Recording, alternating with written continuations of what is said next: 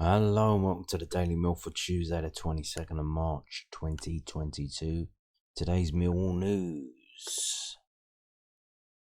Mason Bennett is injured again. Yes, indeed. Not the most surprising of news. But we have this story from londonnewsonline.co.uk. Millwall boss not expecting fatigue or injuries to be a factor in running despite setback from Mason Bennett. Mason Bennett is facing an uphill battle to play any part in the remainder of Millwall's season due to the calf injury he picked up in Saturday's 2-0 loss at Stoke City. The attacker's been in good form for the Lions, but the problem is set to rule him out for up to 6 weeks. Even the shorter timescale mentioned, a month, will be around mid-April, meaning the former Derby County youngster will sit out at least 4 of their last 8 fixtures. The normal timescale is 4 to 6 weeks, said Millwall manager Rowett.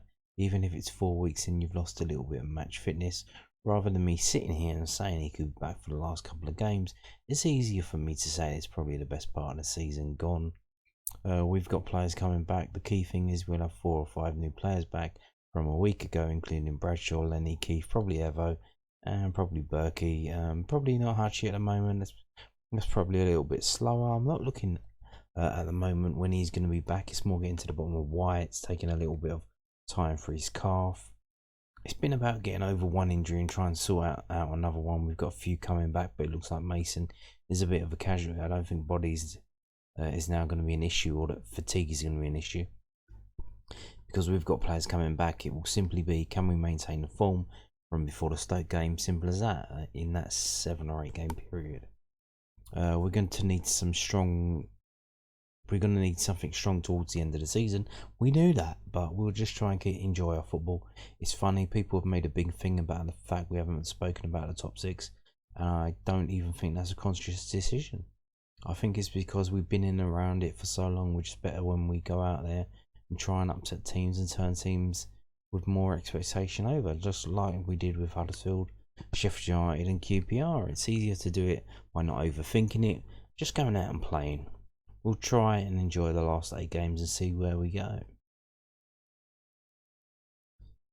And there you have it.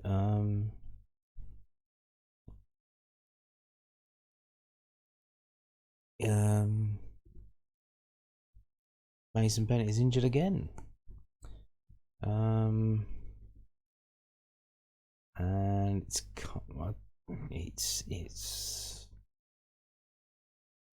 it just happens all the time now, isn't it? And you feel sorry for the guy and all that. He's been playing very well, but I mean, what's happening here? What's wrong with him? What is wrong with him?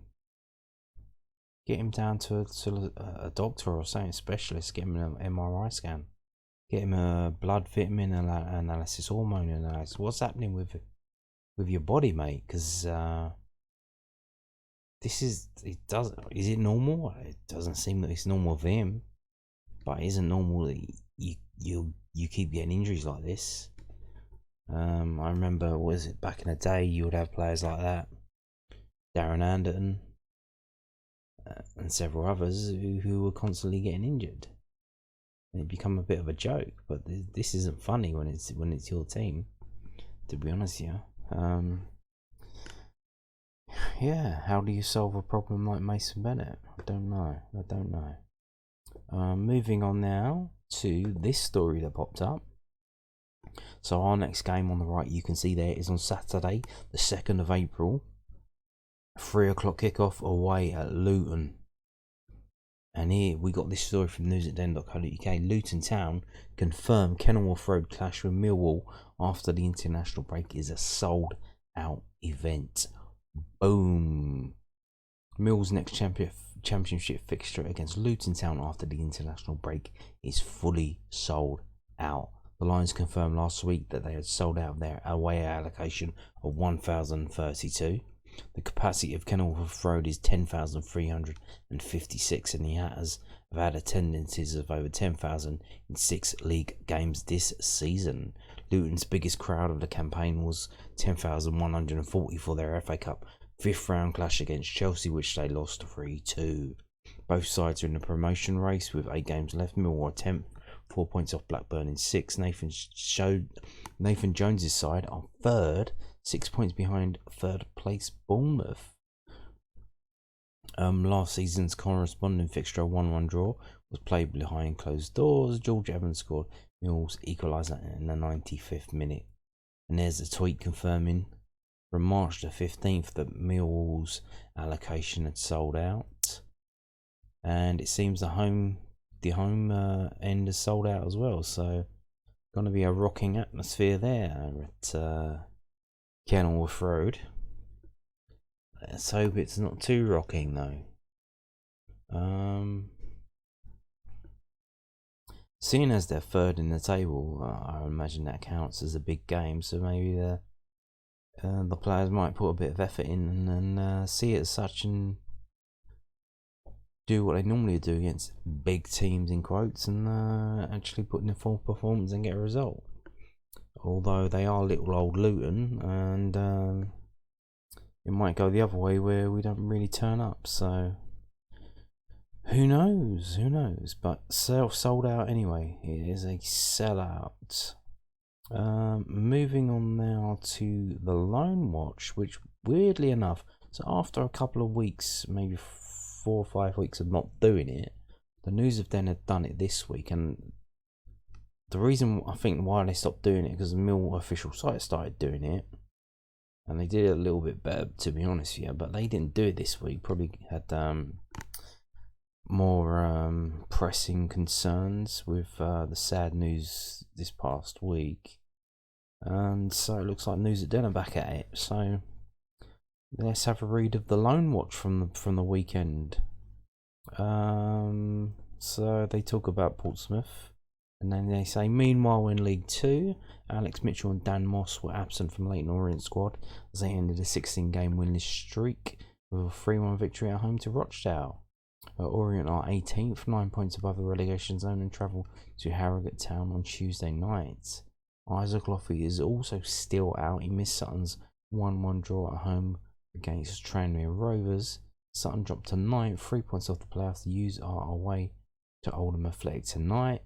What they don't mention there is Joe Wright on loan to Cray Wanderers, and I think they lost 4-3 or 3-2 to Boas and something on sea or whatever it is. So there's that as well, and yeah, it's been weird. So Alex Mitchell and Dan Moss, I don't know what's happening now. I think they've been dropped out of the squad because Leyton are in a bit of trouble. It's contrasting to the start of the season when Alex Mitchell was playing in the games, and it seemed when he missed a few games and they didn't win the games. When he was in the squad, they actually won the games. They're in a record of winning with him in the team. I don't know what's happened, but they started losing and they kept on losing and didn't do very well and just slid down the table, and the very real possibility of them getting relegated to the conference. That's how bad it was. Kenny Jackett got the sack, the new guys come in, and since the new guys come in, I think we haven't seen Alex Mitchell, and Dan Moss has only been on the bench a couple of times, and I don't think he's been used. He was an unused substitute. So obviously going backs to the wall, pulling out the drawbridges, and probably sidelining the loan players because they're very scared about getting relegated. So there you have it. And Isaac Loffey's injured again. Sutton United played today and he didn't feature in that game either, and Leyton Orient played tonight as well on against Harrogate. They won away at Harrogate. They won 3-0. Sutton United won 3-1 away at Oldham Athletic. But again, neither Isaac Loffey, Alex Mitchell or Dan Moss were involved in those games as well. So yeah, injuries and kind of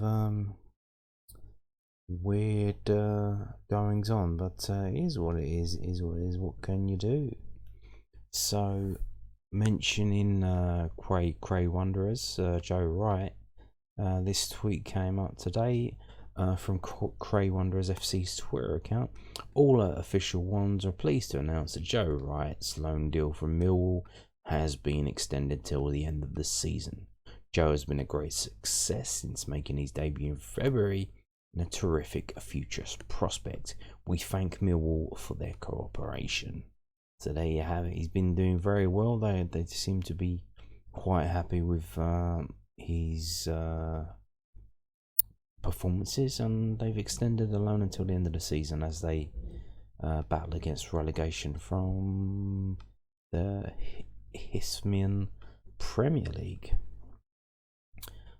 So yesterday I told you about the under-23s losing 3-1 away at Wigan, and I told you that all of the remaining games had been moved to the Den. I speculated that this would be because they wanted to be broadcast on the Recast app as they try and push that, and to get you to use it, because it seems that's the future. Maybe not the future, but definitely next season. It seems they're going that way, because I don't know if you know this, but the club look to be dropping iFollow. Everyone's complaining about iFollow now. Millwall fans, they complain all the time about anything, that's the way that they are, to be honest with you. And so they're complaining about iFollow, so I think the club's decided to do something about it. They've gone with Recast App, and now all the Millwall fans complain about the Recast App, about the situation that is, where you basically have you sign up, you get an account, and then you watch adverts, or you play adverts. What you do while the adverts are playing is up to you, and then when the advert ends, you click a button and you get some credits, and then you can use those credits to pay, in inverted commas, to watch videos. And it seems the Recast App, being a start-up tech company, they seem to be giving, from, I don't know, but I'm guessing they're giving some big incentives for content creators, which Millwall is, to come to their side to put stuff on their platform. It seems Millwall are interested in that, because not that they want to rake all the fans to get all the money out of them. It's not that. It's especially not if you're watching adverts to get credits, and then you spend the credits, and then Millwall get some of that money from Recast from that. It's not really, they're not creaming you for the money, but in terms of what Millwall provide, in terms of AV stuff, audio visual, it's been a big increase in the quality. There has, isn't there? I would say probably the last 5 years. And you can see that when they advertise for jobs, for editors, for social media managers, that kind of thing, you can see that they're trying. Billy Taylor's doing stuff, that they're bringing the Wall Talk podcast, which hosted by Paul Jiggins, who sadly passed away this week. But you can see that they're stepping it up. Now here's the thing: if they can make more money from that, then that side of things will pay for itself, if you understand. So they can pay the people who are doing the job, because basically what they do is they get students, sort of, on work experience, stuff like that, or who's just left college with the NFQ in film and whatever, editing or whatever. They give them the job at Millwall, so they do bits and pieces, and then obviously after a couple of years, they're thinking, well, I know the job now, let me go and get a proper job, a more prestigious job, and they keep losing people, turning people over. So they're thinking, well, if we can make more money at this stuff by doing putting it on the Recast app and whatever, doing podcasts, doing stuff like that, then they can take that money and reinvest it in terms of giving people better wages, hiring more people, that kind of thing, building up the equipment, that kind of situation, you know. So it's not that they're greedy and they're trying to just grab all the money as much as they can. They want to earn money so they can put it back into the product and then give that back to you so you can watch it and all that stuff. So that's what they're trying to do there. I know a lot of fans are complaining about the Recast app, but there is a reason behind it. There is a method behind the madness here. They're trying to improve things behind the scenes, and so if they can get enough money from the Recast app, they can put that money back into the people who create the stuff, and then it pays for itself. And then they don't have to take money from ticket sales or from other revenues to pay for this stuff. It pays for itself, and that would be very ideal if they could do that. But so why am I telling you that? Well, obviously here, because it has been confirmed by the club today on the official website that they are going to be streaming these under 23 games that are coming up. So live streams upcoming Millwall under 23 fixtures, and then you can see the graphic, which that graphic's been put together by someone in the Millwall media department, and that's what I was talking about. Things like this, you know, that doesn't just come out of thin air. So you might think, well, yeah, well, what's that? It's just moving things around on a computer, yeah, but that would probably take at least half an hour to do that, at least. And then, but I wouldn't know how to do that. You obviously seen that with the thumbnails. I use the same thumbnail for all my videos. It's because I don't really know what the fuck I'm doing, to be honest with you. But someone who knows what they're doing, they hire them, they get them to do these kind of graphics, and that's what they're trying to do here. So what they're happening here, they're going to be broadcasting, or whatever it is, webcasting, the game this Friday, which maybe a few first team players might be involved in as they come back for match fitness. I don't know. Gary Rowett said they might be. They weren't involved in yesterday's game at Wigan, but that was an away game a long way away. And then there's a game next week on Friday the 1st of April, April Fool's Day. That's I think that's at Peterborough United at home. So Mill under 23s welcome Colchester United and Peterborough United to the Den for their next two fixtures, and so supporters can watch the Lions live on Recast. Recast is a sports video platform which enables supporters to directly fund the club by watching content. Each game is available with 250 cast credits, which equates to £2.50 in real world money. And supporters have plenty of options as to how they earn credits to watch the games: watching ads, sharing content, inviting friends to join, or just by purchasing credits. If you don't want to do all that bullshit and you're Billy Big potatoes with money stuffed in your wallet, just pay for it. Just pay for it straight. Supporters can once again show their support for the club's future stars by watching their next two fixtures live on Recast, and do so in the knowledge that the majority of revenue generated goes directly back to the club. Exactly what I was saying there. The Lions will kickstart a schedule of live streams against Colchester United on 25th of March at 1:30 PM, and you can go on the Recast app now and actually book it up already. Spend your credits and book it in on your system. Our youngsters are in action the following week against Peterborough United on Friday the 1st of April at 1 PM. Click here to book your put on the live stream. Tickets are also available for the fixtures, and yeah, you can actually go there in the real world rather than watching behind the screen. Tickets are priced at £5, so the one this Friday is 1:30 kickoff. That's against Colchester United, who, to be honest, are not that good. So that could be a decent result for Millwall. Hopefully a decent performance. Like I said, maybe they're allowed to have 3 first team outfield players involved, so if they are trying to build up some match fitness for some of the players, maybe they will be involved. I don't know. Maybe they'll do just training ground matches. I don't know. You can also already buy tickets for the Peterborough United game next week as well, on the 1st of April. So that's the day before the Luton game. That's 1 PM kickoff. and that is £5 adults and £1 under 16s as well. And if you're an under 16 season ticket holder, you can get them free of charge, but it's at 1 PM, so why aren't you at school? Maybe, is it school holidays yet? I don't know, I have no idea.